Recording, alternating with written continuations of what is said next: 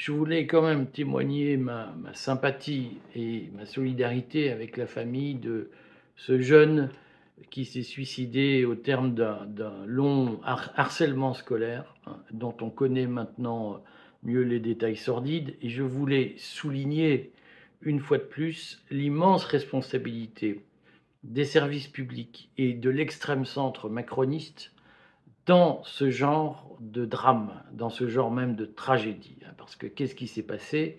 Sur le fond, d'abord, ce gamin était dans un lycée professionnel où il se faisait régulièrement humilier ou battre.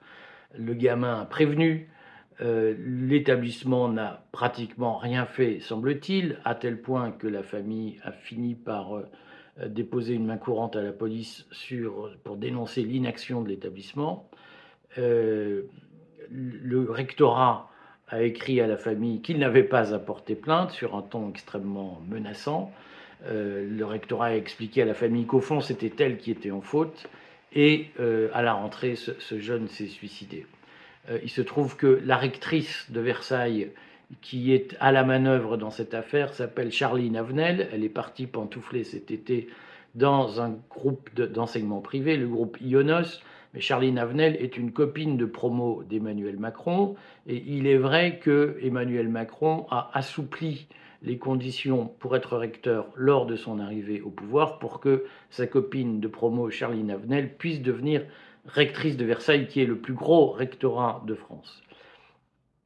Euh, Auparavant, pour être précise, ce statut de recteur avait déjà été simplifié pour permettre à Pierre-Yves Duvoy, qui maintenant est à la Cour des comptes, qui était secrétaire général du ministère, de devenir recteur. C'est le premier énarque devenu recteur en qualité d'énarque, c'est-à-dire c'est le premier recteur qui n'était pas habilité à diriger des recherches, qui est devenu recteur en France, là aussi grâce à un coup de pouce politique, à un changement de texte qui a permis aux amis du pouvoir d'arriver au poste de responsabilité, qu'ils se répartissent, qu'ils se déchirent comme des hyènes se déchirent des cadavres.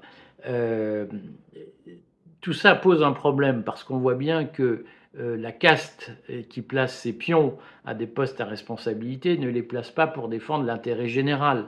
Elle ne les place pas pour défendre l'administré, le contribuable, le citoyen. Elle les place pour exercer le pouvoir, pour exercer l'autorité et pour, d'une façon ou d'une autre, écraser le citoyen grâce à une utilisation totalement cupide et totalement égoïste, hein, capricieuse du pouvoir et de l'autorité de l'État. C'est du détournement de pouvoir et rien d'autre. Tout ça pose un vrai problème sur le danger que représente l'arrivée au pouvoir d'une bureaucratie dirigée par un extrême centre qui n'a plus d'autre idéologie que de garder le pouvoir et que de l'exercer à son profit personnel, profit ne serait-ce que psychique, si vous voulez, psychologique, qui est j'ai le pouvoir, je suis le plus fort. Ces gens-là ont tué le service public, ils ont tué l'école, non pas parce qu'il n'y avait pas de moyens, mais parce qu'ils ont utilisé les moyens à d'autres fins que de former les élèves. Ils ont utilisé les moyens pour affirmer le pouvoir d'une bureaucratie dont ils sont les emblèmes, mais qui regroupe le corps enseignant, qui regroupe les syndicats enseignants, les syndicats de chefs d'établissement, qui considèrent que l'éducation nationale est là pour leur verser un salaire et que la mission de formation des élèves, on peut l'envisager à condition que les élèves soient pas trop chiants et que les parents d'élèves ne leur demandent pas de compte. C'est ça le service public. Nous voyons la dérive d'un système qui se produit exactement de la même façon dans le monde policier. Le ministère de l'Intérieur gère les syndicats de policiers. Il considère que la tranquillité publique qu'il est chargé d'assurer en France est d'abord la tranquillité des syndicats et sa tranquillité vis-à-vis des syndicats. Il y a un mode de cogestion des pouvoirs publics avec des syndicats vérolés qui conduit à un abandon complet de la défense de l'administré, de la défense du citoyen et à une prise de pouvoir du système par la bureaucratie qui considère que le service public est là pour la servir et qu'elle n'est pas là pour servir le public. Nous devons combattre ces forteresses syndicales et nous devons examiner la responsabilité de ces hiérarques qui, au fond, ont accru avec Emmanuel Macron le pouvoir de la bureaucratie, le pouvoir de la cogestion syndicale dans le service public. Ces gens-là ont accéléré l'effondrement, l'implosion de nos services publics en considérant que le service public était la chose des bureaucrates, des syndicats de bureaucrates, et que finalement le citoyen, il était là pour obéir, il était là pour payer ses impôts et pour ne surtout pas demander de compte.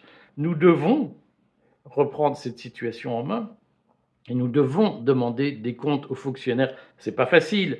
Ils vous accusent d'outrage, ils vous accusent de harcèlement, ils vous accusent de tous les maux. Mais c'est notre droit au terme de la Déclaration des droits de l'homme et du citoyen, de son article 15. C'est notre droit de demander compte à n'importe quel fonctionnaire, à n'importe quel agent public de sa gestion et de son action.